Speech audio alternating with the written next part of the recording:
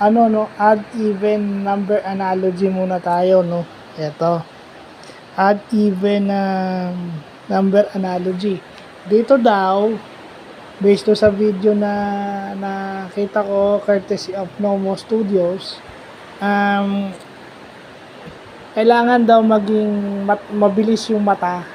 Pag odd even, merong pag add yung binigay, then even, then add, then even. Meron naman parehong even, parehong add. May ganun daw.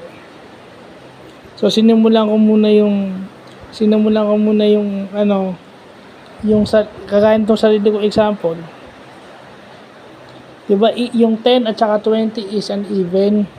Then yung 23 is yung odd. Then, even ulit.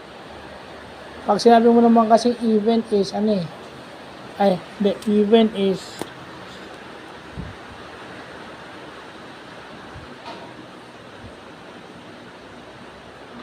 $36 pala. Yun, mali. O yan. Ganun pala. Pag even, mali.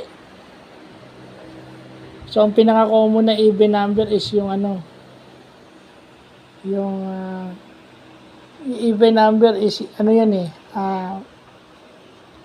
yung maraming factors usually. At saka pag dinivide mo sa 2 yan, sakto. Pag dinivide mo yung 36 sa 2, 18 yun. So, sakto. So, yun.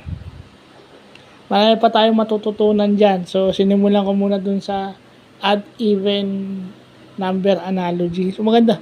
Kasi, kaya pag-aral, ang number analogy is parte ng fundamentals of computing or counting numbers na napaka-importante sa computer science. So, kailangan, kung gusto nating maging magaling na programmer, doon tayo. And ito, yung mga magagaling sa math, yung logically inclined person, dito ka aalaskahin. Kasi marunong silang tumingin ng pattern. Yung add and even. Ito yung sinasabi nilang pattern. Dito sa amin, naalala ko nung dati, nag-uuntahan kaming mga kakampi. Ultimo coach namin, inaasar ako eh. Kasi hindi ko nasagutan.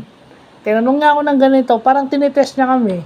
Pwede ko nasagutan. Alaskado ako doon sa mga kampi ko, tsaka doon sa coach namin. Buti na lang ako, mali din yung sinagot nila. Pare-pareho kami mali. Di pare-pareho kami napagalitan. So, kailangan pag-aralan. So, yun lang po.